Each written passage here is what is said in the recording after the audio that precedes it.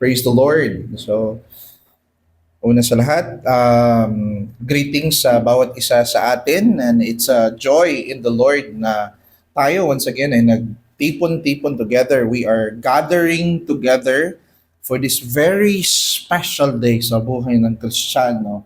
Once every week, no? Ang araw ng Panginoon, no? Ang araw na i-commemorate natin ang kanyang Sabbath, no, ang kanyang natapos na gawa doon sa cross. At ngayon, as you have followed along the series, alam ninyo na gumawa tayo ng series at sinuri natin yung katuruan ng Sabbath mula sa Genesis papunta dito sa New Testament, no? At naintindihan natin kung ano ang significance ng Sabbath sa buhay ng mga bayan ng Israel, 'di ba? Nakita natin na ang kanilang buhay talaga naka-structure talaga sa rhythm na in every 7 days meron silang isang araw na ipagpangilin nila ang araw ng pagsamba. Doon sila sa templo, nag-o-offer sila ng mga sacrifices. Sumasamba sila sa Panginoon. At ngayon, since sa napag-aralan natin, yung Sabat nila is Sabado, right? Sabado ang kanilang Sabat, no? Kasi 7th day is Saturday. No, ngayon, ang tanong, meron pa bang Sabat sa mga Kristiyano? No, meron pa bang Sabat natin ngayon? Well, tayong mga Reformed Baptist, naniniwala tayo na merong tinatawag na Christian Sabbath. Pero ang question, bakit Sunday tayo nag-celebrate ng Sabat at hindi Saturday, no? Siguro may ilan sa atin na hindi pa alam ang sagot sa katanungan ito, no? Parang pumupunta ako ng Sunday kasi parang yun yung nakasanayan ng iba na mga Christian pumupunta talaga sa church pag Sunday . So kumbaga kulang pa sa information kung bakit Sunday, sa lahat ng araw, bakit ito yung tinatawag na Lord's Day. So ito, hindi ito madali na maintindihan, pero susubukan natin, no? Isa-strive natin na maintindihan ito sa pamamagitan ng Scripture. Okay? So titingnan natin ngayon, mga kapatid, the Sabbath in the New Testament. So una, ang isa sa pinakamahalagang bagay na kailangan natin maintindihan is yung resurrection ni Jesus. Kasi yung resurrection niya, yung pagkabuhay ng muli ni Jesus, connected po yun sa Sabbath. Pero malalaman natin paano siya naging konektado sa resurrection. First, titingnan natin, take note na itong, before muna ako pumunta dito, no? Tayo mga naligtas, isinulat ng banal na Espiritu yung 10 utos sa puso natin. Right? It's written in our hearts, in the tablets of our hearts, at kasama doon sa 10 utos, nandun yung Sabbath. So in other words, ang Sabbath applicable pa din sa atin kasi nasa puso siya ng mga mananampalataya. Ngayon, titingnan na natin ang resurrection first, kung kailan siya nangyari. If you can still remember, no, ang reason kung bakit 7th day pinapractice ng mga Israel yung kanilang Sabbath, no? Una, dahil sa ikapitong araw, sa Saturday, nagpahinga ang Diyos pagkatapos niyang kinreate yung mundo. Pangalawa, ang date or ang araw kung saan sila naligtas doon sa Ehipto is Saturday. Kaya sinabi dyan, but the 7th day is a Sabbath to the Lord your God. On it you shall not do any work, you or your son or your daughter or your male servant or your female servant or your ox or your donkey or any of your livestock. Imagine mo, ang Sabat nila hindi lang tao, no? Pati yung kanilang mga livestocks, nagpapahinga din yan, no? Or the sojourner who is within your gates, that your male servant and your female servant may rest as well as you. You shall remember, tandaan nyo to, you shall remember that you were slave in the land of Egypt. Kumbaga, bondage ka doon sa Egypt, and the Lord your God brought you out. Tinubos ka ng Diyos doon sa Ehipto with the mighty hand. Therefore, you are commanded to keep the Sabbath day. So, nangyari po yun Saturday. Nakalaya sila doon sa Egypt, no? So, na-redeem sila, redemption nila sa Egypt sa Saturday. Kaya isa yan sa mga bagay, isa yan sa rason kung bakit Saturday sila ang kanilang Sabbath. No? Aside sa creation, no? 6 days, nila lang ang sanlibutan, 7th day, nagpapahinga. Now, lahat ng nakikita natin, mga kapatid, sa Old Testament, tila para silang anino na nagpo-point sila sa tunay na realidad, no? Which is itong tinatawag na New Testament. Yung pag-save ni Noah, pagligtas ni Noah sa mga kanyang pamilya at nag-invite siya ng salvation, nagpo-point po yun kay Kristo na may salvation na darating. So yun po yung tinatawag nating typology. Nadaanan natin yun, di ba? So in other words, mga kapatid, itong event din na nangyari sa Egypt, kita nyo yung event na nangyari sa Egypt?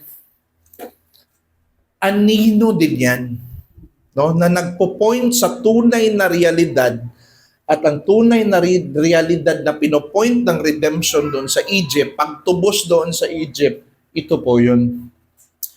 Ang pagtubos sa ating mga kasalanan. Ang mga Israelites, bondage and slave sila, mga alipin sila doon sa Ehipto, right? It points to the reality na ganun din yung mga people of God, bondage din sila before sa kasalanan, alipin sila sa kasalanan, pero pinalaya sila ng Panginoon. So, that event typifies the future event na yung pagdating ng Panginoong Jesus, no? So, makikita natin doon, sino bang nagpalaya sa kanila doon sa Egypt? Si Moses, right? So Moses was acting like a savior sa kanila, no? Para iligtas yung mga Israelites doon sa Egypt. At yung Moses na yon, it is a picture or a shadow of someone who is greater than Moses, which is Christ. Ito yung tunay na larawan, anino lang yan, no? At sila'y naligtas doon sa Egypt through the Passover lamb, no? Naglagay sila ng blood doon sa post, right? Ng kanilang pinto. Ang mangyayari, yung lamb na yon, yun yung nagsisave sa kanila. At ang mga walang ganon, walang dugo sa kanila na sa kanilang poste ng kanilang pabahay, mamamatay ang kanilang mga firstborn. So dahil doon, pinalaya sila ni Pharaoh dahil sa death ng Passover lamb, right? Picture din yon sa actual death ng Lamb of God who takes away the sin of the world. Sino yon? Ang Panginoong Jesus. So, di ba? Kita nyo na may correspondence, right? The type, the shadow, the reality. The image and the actual being, no? So, meron silang tinatawag na typology. Now, ngayon, let's go to Luke 23:55, no? Ang gusto ko munang patunayan sa inyo, mga kapatid, patunayan ko muna sa inyo na yung resurrection ni Christ nangyari first day of the week or Sunday, okay? So, sabi dito, ang mga babae na sumama sa kanya mula sa Galilea, yung mga babae na nag-follow kay Christ, no, ay sumunod at tiningnan ang libingan at kung paano inilagay ang kanyang bangkay, no? They were following along, tiningnan nila kung paano nilagay yung bangkay ni Christ. Subalit, tingnan nyo yan, no? In the first day of the week, sa unang araw ng linggo, sa pagbubukang liwayway, pumunta sila sa libingan, dala ang mga pabango na kanilang inihanda, at nakita nilang naigulong na ang bato. Kasi yung Yung dati, yung libingan, merong isang parang kuweba na may bato siya na naka-block doon sa para siyang pintuan. So, na-shock sila na naigulong na yung malaking bato. Pagtingin nila, wala na doon si Kristo. Kumbaga, na-resurrect na siya ng unang araw ng linggo. So ngayon, at first, anong meron sa date? Parang di pa natin nakikita yung significance ng date, no? Pero unti-untiin natin, nung Luke 24, habang sila'y nagtataka tungkol dito, biglang may dalawang lalaki na nakasisilaw ang mga damit ang tumayo sa tabi nila. So angel ito. Shining yung kanyang pananamit. Ang mga babae ay natakot. So ito yung mga babae na sumasubaybay na saan na ba si Kristo? Saan yung bangkay niya? Ang mga babae ay natakot at isinubsob ang kanilang mukha sa lupa. Subalit sinabi ng mga lalaki sa kanila, bakit ninyo hinahanap ang buhay sa gitna ng mga patay? Wala siya rito, kundi muling nabuhay. So, from here, very clear ang text na ang resurrection, ang konteksto noong story na yon is yung resurrection. At nangyari yung resurrection, yung pagkabuhay ng muli, first day of the week. Now, punta tayo dito kay John, 20 verse 1. Do you think yung pagbigay ng day, yung actual day, parang incidental lang yan or parang wala sa mind ng author? Actually, meron mamaya, titingnan natin. Now, on the first day of the week, itong si Magdalena, isa din siya sa witness, si Mary Magdalene, witness din siya sa resurrection ng Panginoong Jesucristo. So si Magdalene came early to the tomb. So in other words, yung mga disciples, sa mga apostoles, mga kapatid, malilimutin. Sabi ni Christ sa kanila after 3 days, I will rise again. Nung nakita na nila na namatay si Kristo, parang nawala na sa kanilang isip yon. Pero si Magdalene, naalala niya yung pangako ng Panginoon. So pumunta siya doon sa tomb while it was still dark and saw the stone already taken away. So same din sa mga babae, Nakita din ni Magdalene na wala na doon si Kristo. When she said this, she turned around and saw Jesus standing there and did not know what it was. And Jesus said to her, "Woman, why are you crying?" So the resurrected Christ appeared to Mary Magdalene on the first day of the week. Okay? Sa John 20:19, mga disciples na ito, kanina mga babae, Nandun si Juana, Joanna pala yun, pero Juana sa Tagalog, si Mary Magdalene, So si John 20:19, mga disciple naman ito, Inulit ang first day of the week, So while it was evening on that day, the first day of the week. Take note mga kapatid, wala silang religious rites ng first day of the week sa Israel. Saturday yun sa kanila. Pero mapapansin mo, yung mga author, lagi nilang ini-emphasize yung first day of the week. So while it was evening on that day, the first day of the week, so siguro ang oras dito, mga 5:30 p.m. Okay? Kasi di ba sa ating orasan ngayon, sa Gregorian calendar, mag-start ang day 12 a.m. hanggang 12 a.m. hanggang sa 12 gabi, Tapos start naman. Ganon yung Gregorian calendar. Sa kanila, iba mga kapatid, Sunset to sunset sa kanila. So from 6 p.m. to 6 p.m. Ganon yung kanilang ang kanilang araw. For example, let's say ngayon, ano bang oras? Sunday ngayon, Pagdating ng 6 p.m., mamaya, ano na yon? Monday na yon sa kanila. 6 p.m. ng Sunday, Iba yon, tinatawag yung the Jewish calendar sa kanila, So ito ba, Maano natin, no, ma-estimate kay gabi na siya ng Sunday. Gabi na siya ng Saturday, ng Sunday. So, mga 5:30 p.m., no?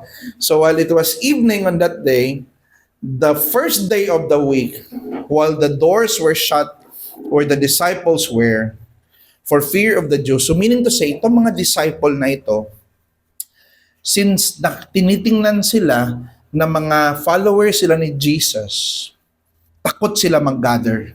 Okay? But nag-gather pa din sila, no? Together, but in the midst of them, in the Lord's Day, no? In the first day of the week, ang presensya ni Jesus came and stood in their midst. At anong sabi niya? Peace be with you. And when he had said this, he showed them both his hands and his side. The disciples then rejoiced when they saw the Lord. Ano kaya meaning ng peace be with you? Anong significance ng word na yon na ni-record talaga ni John yung sinabi ng Panginoong Yesus? Mga kapatid, remember, kung walang Kristo, hindi ka at peace sa Diyos. Kaaway ka ng Diyos, no? You were enemies before God, no? Tandaan mo yan, no? You are not reconciled with Him. Now, note na ang Panginoong Jesus malinaw na nabuhay na muli sa unang araw ng Sanlinggo at sa araw na iyon, kanyang binati ang kanyang mga disipulo, peace be with you.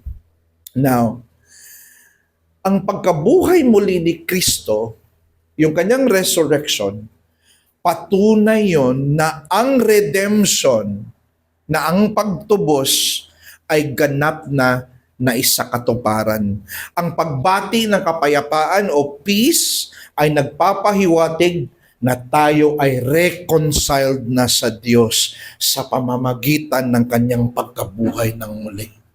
So when He was resurrected, when He said, peace be upon you. Ibig sabihin nun, you are already reconciled.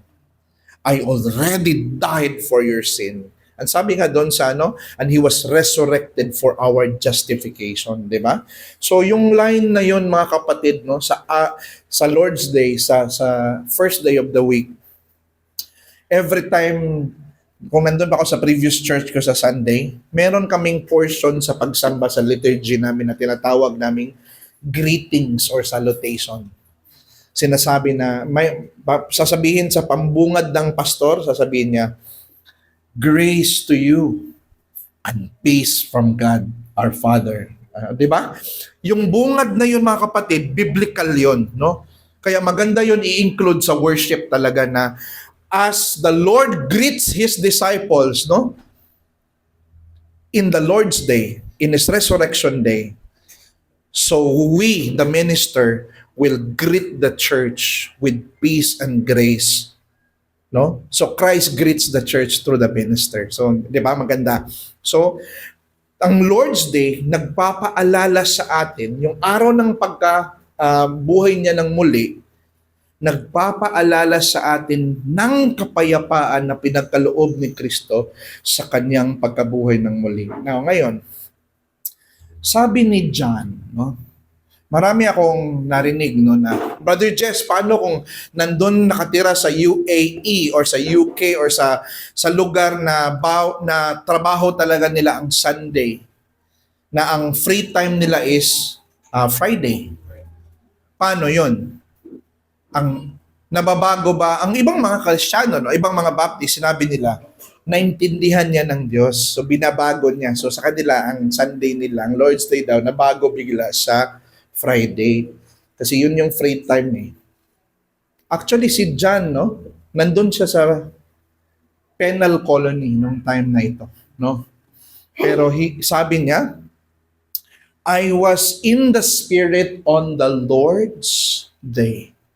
Kahit wala siya sa church, the Lord's Day is the Lord's Day. Diba? Nagets natin? Hindi siya nagbabago. Pero may day talaga si Lord. Hindi pa natin na-discuss Ano ang koneksyon ng Sabat sa resurrection? Napatunayan ko lang sa inyo kanina na ang resurrection day nangyari sa first day of the week. No? So, ngayon, before we do that, no, iunti-untiin natin to para maintindihan. No? Sabi ni Guy Prentice Waters, when the disciples were gathered together on the evening on that day, the first day of the week, Jesus blesses that gathering with His presence and with the pronouncement of peace that He has secured by His death and resurrection, that they may enjoy through faith in Him. No? So, malinaw yun kanina. Ngayon, ano bang meron sa resurrection, Brother Jezreel? No? At anong connection yan sa Sabat? So, tandaan natin mga kapatid, na yung resurrection ni Jesus Christ, yan yung start or the dawning of the new age and new creation. So before si Adam, di ba? Si Adam, yun yung old creation. Nagkasala si Adam, yung curse niya na-inherit, na-impute sa lahat ng kanyang salinlahi. Kaya lahat ng mga tao makasalanan. Right? At lahat ng mga bata na ipapanganak sa future, bit-bit nila or dala nila yung sumpa, no, ng kasalanan ni Adan. Pero dumating itong si Kristo, dito na yung simula, mga kapatid, no, ng panibagong age, panibagong creation. So, ano bang sabi dito sa Bible, no? Papasukin muna natin sila. Sige. Alright. Okay. Okay. So, ayan. Baka mabigyan ng upuan si brother. Okay. Dito kapatid. Okay. Alright. So, praise the Lord. Praise the Lord. So, mga kapatid, familiar kayo sa word na Pentecost, right? Maraming mga religion or born again na Pentecostal, correct? No? Yung araw po ng Pentecost, mga kapatid, yun po yung araw na pinor out ng Diyos yung Holy Spirit niya sa lahat ng mananampalataya. At sabi doon, during the Pentecost, take note, ang Pentecost is 50th day. Ika-50 na day. So, kung bibilangin natin, 7 times 7 equals 49. Ang ika-50, that is Sunday. Okay? Ika-50th, that's Sunday. So, Lord's Day nangyari yung Pentecost. Pero anong sabi dito? That's the resurrection day, right? First day of the week. Sabi dito ni Joel, it shall be in the last days. So, sa time ni Joel, hindi pa yon last day. Pero sabi niya, it shall be that in the last day. So, meaning to say, meron talagang time, for example, this is the time of Joel. In the last day, so may point in time in the future na matatawag natin na last days. Okay? Last days. At itong last days daw, na-fulfill doon sa Pentecost. Nangyari yun nung nag-resurrect si Christ at yun na yung beginning ng last days. So tayo mga kapatid, nandito na tayo, nabubuhay na tayo ngayon sa huling mga araw. Totoo yun na merong huling araw, pero may tinatawag din na mga huling araw.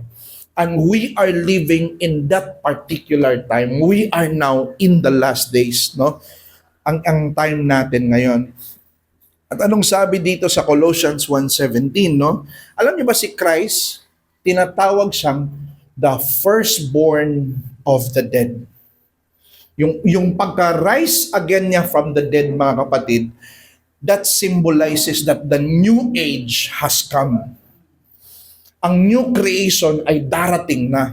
Yung una niyang pag-resurrect niya sa dead, it speaks na darating na yung era na ang ibang mga niligtas niya will one day be resurrected as well, no? So yun na yung new era, kaya siya firstborn from the dead, no? Now in 2 Corinthians, makikita natin dito na He died for all so that they who live should not henceforth live unto themselves, but for Him who died and rose again on their behalf. Pansin nyo, rose again from their behalf. Anong sabi dito? Therefore, if any man, dahil na-resurrect na si Christ, if any man is in Christ, kung ikaw ay kaisa kay Kristo, if nananampalataya kay Kristo, he is a new creation. In other words, yung pag-renovate dito sa old creation na nasira ng pagbagsak ni Adan, nung pagdating ni Kristo, yung pagkabuhay niyang muli, yun na yung unti-unting pag-restore sa fallen world.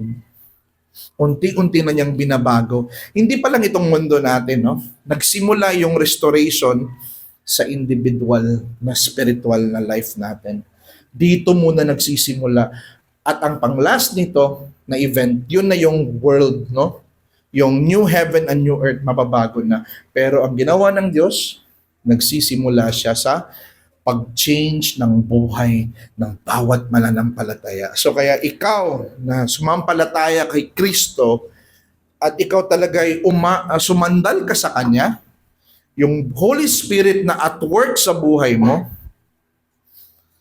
a work of new creation yun, mga kapatid, no? Isang new creation na trabaho yun.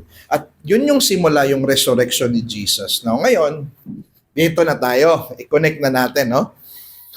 Sinabi ng Hebrews 4:9-5. So there remains, pag sinabi mong remains, present yan or past tense? Present? Present tense, no? Simple present yan, no? Naka-S form. There remains a Sabbath. So meaning to say, pag sinabi mong naka-present tense, yung action ay kasalukuyang nangyayari at applicable siya ngayon. Okay? So, nung sinabi dyan sa Bible, there remains a Sabbath rest, ibig sabihin, meron pa palang Sabbath sa time natin ngayon. Di ba? Marami nagsasabi, wala na daw Christian Sabbath, but sinabi dito, there remains a Sabbath rest for the people of God. Ngayon, anong ibig sabihin nitong Sabbath na ito? At anong sense nito, no? I-ano natin sa text, ha? Yung conjunction na for, pansin nyo yan, it implies because. That's correct. That's causal, mga kapatid, no? Causal ang function ng for, no? So, ibig sabihin, ito yung reason kung bakit may Sabbath pa tayo. Okay? Sabi ko, dandahanin natin, ha? For the one who, kilala nyo ba itong si the one who? Sino tong tinutukoy na ito? Si Jesus yan. At mali ang ibang mga translation yan, mga kapatid, no? Ang tama dyan, yung latest Legacy Standard Bible, pati yung King James Bible. Kasi translate nila, for he, okay lang yung he. Sa Greek, acceptable lang yun, no?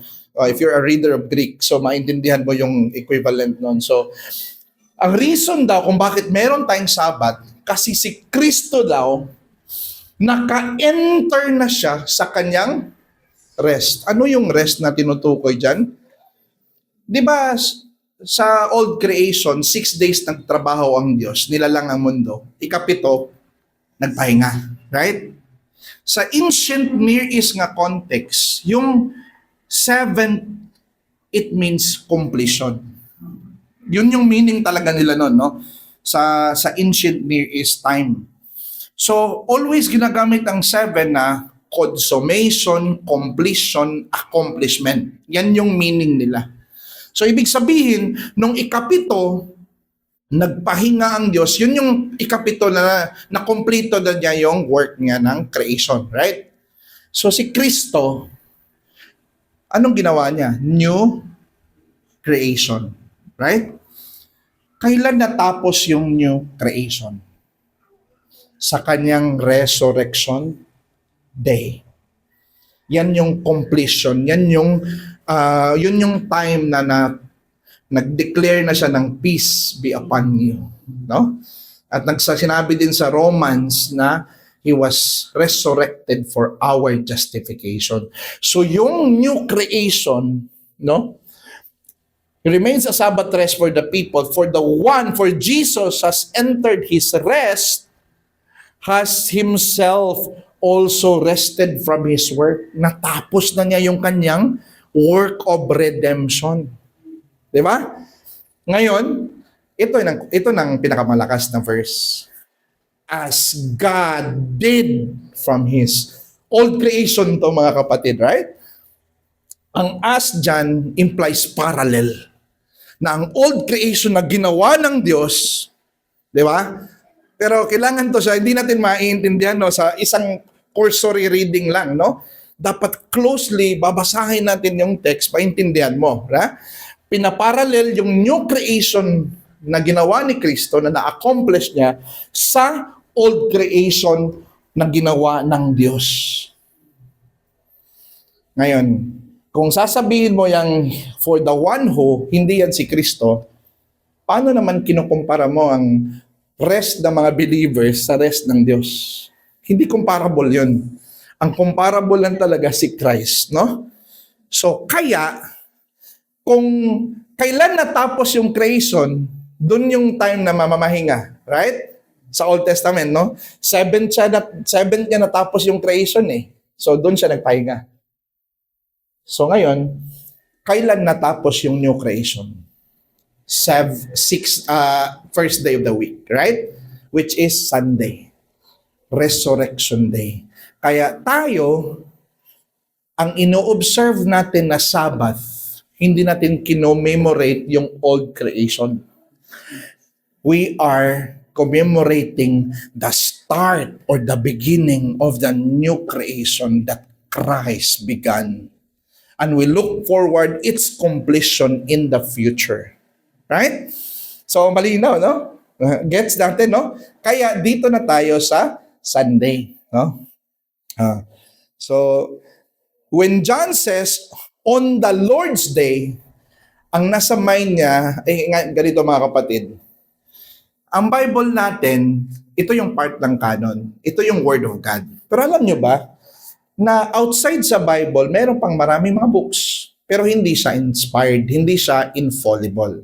Example, the Shepherd of Hermas, the Didache, the Gospel of Thomas. Di ba? Hindi yan kasama sa Bible, right? Pero alam nyo ba, yung mga books na yun na contemporary sa Bible, they all say na ang Lord's Day is Sunday.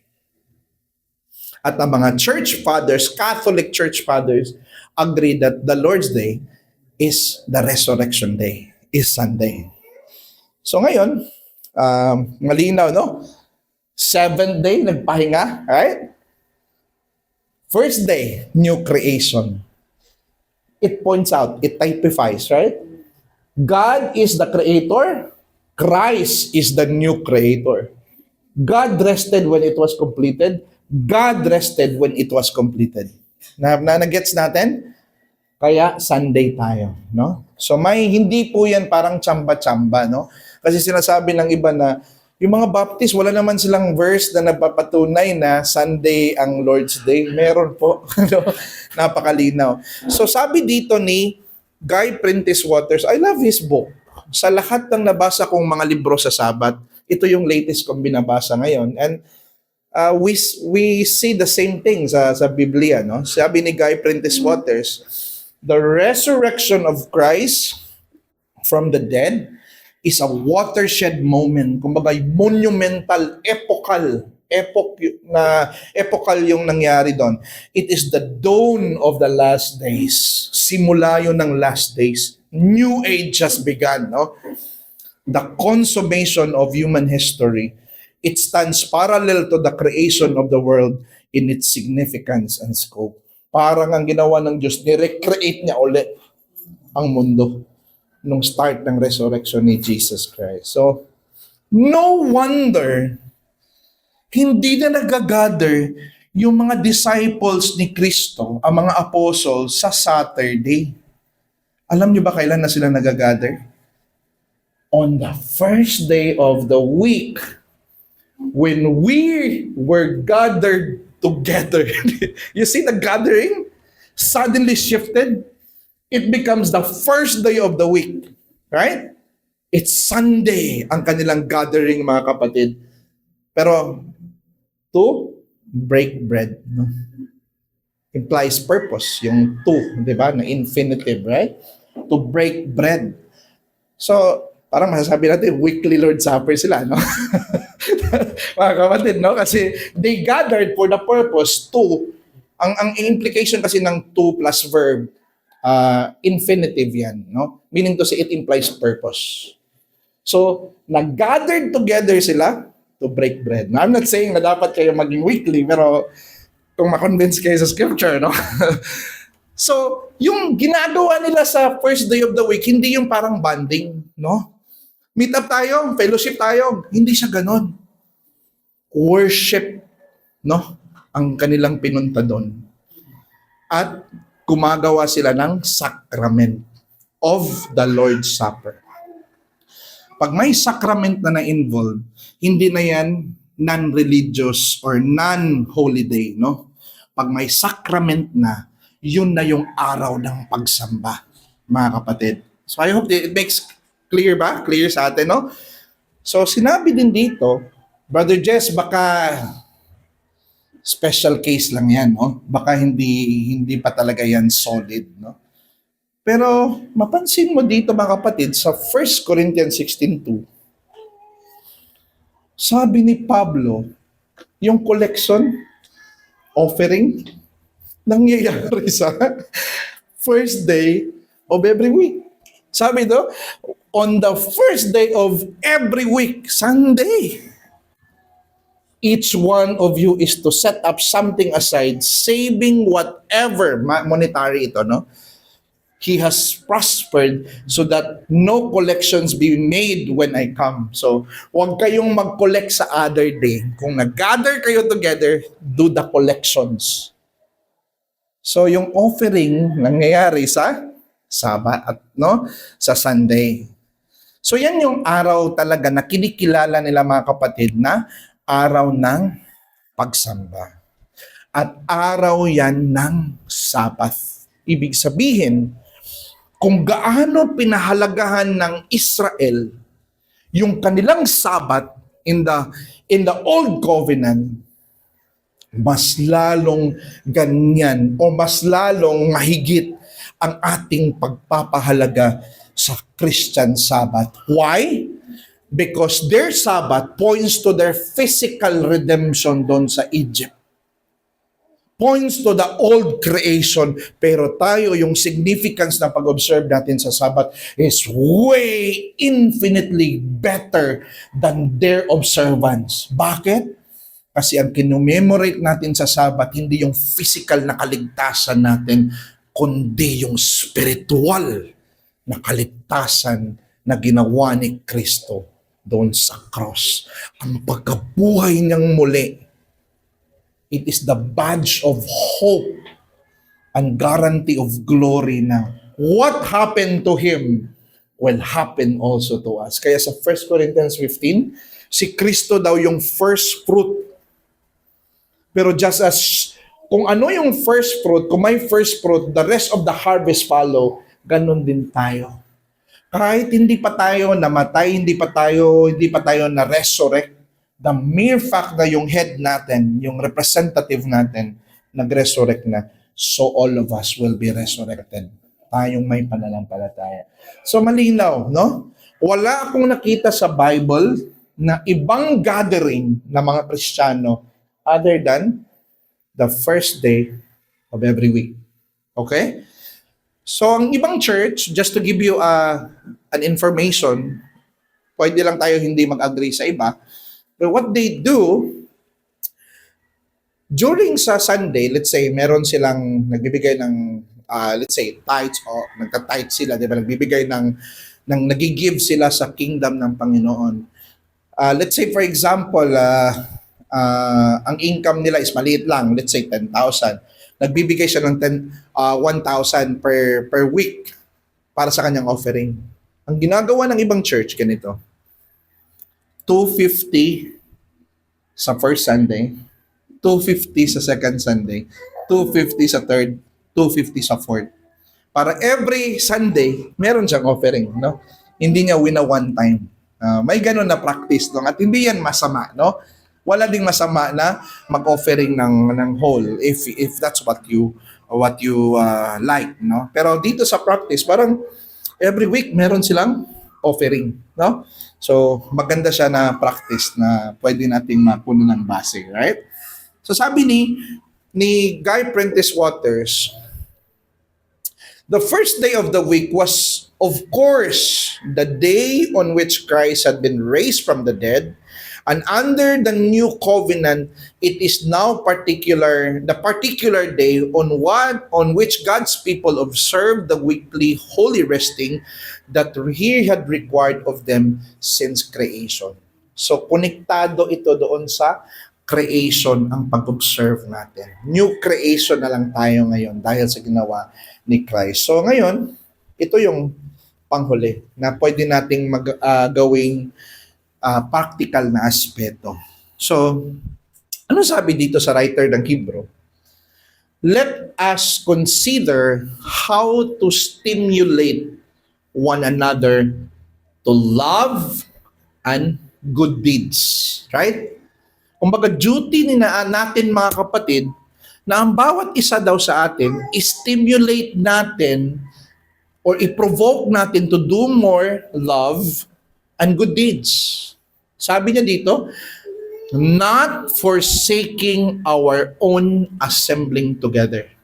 Ngayon, sasabihin natin, Brother Jess, wala yung specific day yung assembling ourselves together. Hindi naman sinabi ng Bible eh.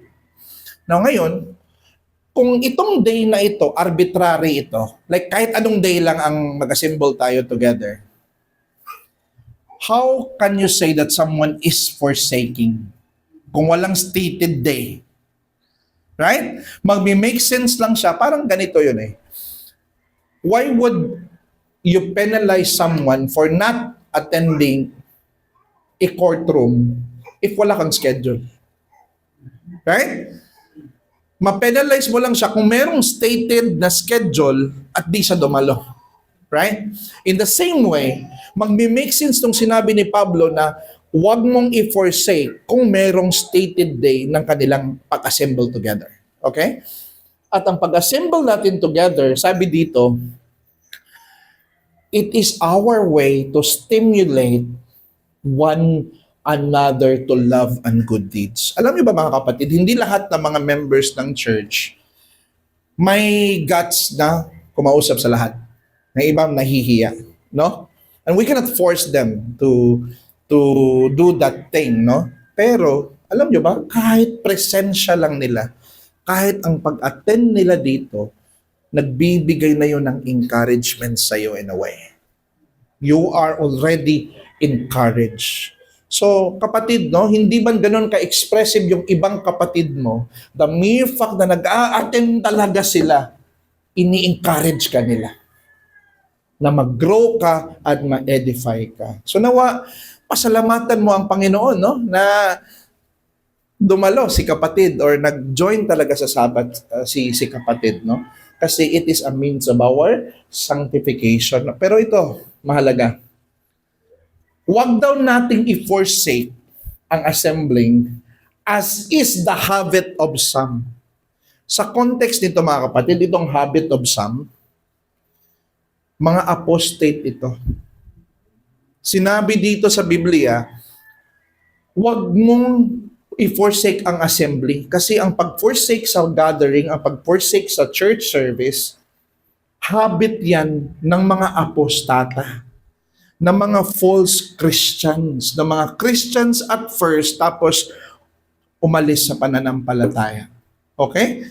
So parang ang gustong emphasis dito na ni Paul, no, or writer ng Hebrew, let us not be like those who apostate from the faith, no?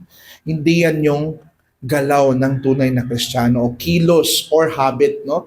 Parang sinasabi niya, but encouraging one another. Kaya, pag member ka na sa iglesia, no? Pag di ka na umaattend, either kinukonta ka, kumusta ka, meron bang okay ka lang ba? Meron bang nangyari sa'yo? Or is there anything that we can help? Kasi nako-concern yung church kung ano nangyari sa'yo. Di ba? Kasi kung may tipan tayo sa isa't isa, mahal natin yung isa't isa. Anong sabi ni Cain sa Diyos? Tinanong siya ng Diyos, nasaan ang iyong kapatid? Anong sabi ni Cain? Ba't mo ako tinatanong? Am I my brother's keeper? Gets nyo yun? Sinabi niya, hindi ako keeper ng aking kapatid. Ba't mo ako hinahanapan? Implying na pag keeper ka ng kapatid mo, alam mo kung nasaan siya. Right? Ganon yung point. So tayo, kung if we are members in the church, we keep one another. We are concerned for one another. At ayaw natin na madala sa maling direksyon ang buhay. No? Kaya pinagpe-pray natin, kinikare natin. Pag sila merong victory, mag-celebrate lahat. No? Pag merong kalungkutan, umiyak lahat. No? Kasi magkakapatid tayo. Hindi pwede, pag ang posture natin sa Sabat, ganito, parang 3 months na hindi umaattend si kapatid. Kailangan. Pag wala kang care sa kanya, then you are not functioning as a true brother to him or to her. Brother's keeper ka. Hindi ka kagaya ni Cain, no? Hindi mo sasabihin na, am I my brother's keeper? No. At dapat mong alam mo din. Bakit? Kasi may tipan kayo, no? May covenant kayo. Doon ba sa, for example, pag nandun ka sa worker ka sa isang opisina, sa BPO, kahit sa BPO for example, I was there, try mo mag-absent ng 3 o 4 o 5. Ano mangyayari sa'yo, di ba? Tatanggalin ka nila, no? Kasi you are not living up the commitment that you made. At every time nag-absent doon, kung this is for the members lang mga kapatid, no? Every time nag-absent, nag-i-inform. Boss, hindi ako makaka-attend ngayon, boss. Right? Sinasabi natin yan kasi may tipan tayo. Meron tayong contract sa kanila na gagawin natin yung obligasyon natin. Right? So in the same way, wala namang mataas dito sa atin. Lahat tayo equal. Yun yung kaibahan, no? Walang isa na greater, no? Pero may tipan tayo sa isa't isa. That I will be there. This is my commitment, no? So, encouraging one another and all the more as you see the day drawing near. Ang ibig sabihin nun, yung second coming ng Diyos, ni Kristo, yung eternal Sabbath, drawing near na. Meaning to say, malapit na dumating yung pagbabalik ni Kristo. So, since malapit na siyang bumalik, no, it means mas all the more natin i-keep yung Sabbath. Kasi foretaste yung Sabbath natin sa eternal Sabbath na ibibigay ni Kristo sa atin. I hope that makes sense sa atin mga kapatid, no? Pero hindi ito kagaya ng Old Testament, na pag hindi ka nag-Sabbath, may papatayin ka. No? Kasi sa Old Testament, no, may punishment eh. You will die eh. Pag di ka nag-Sabbath, sa atin hindi, no? But ina-encourage natin na because we care and love, we are brother's keeper. So yun mga kapatid. I hope that you learned something from the lesson. So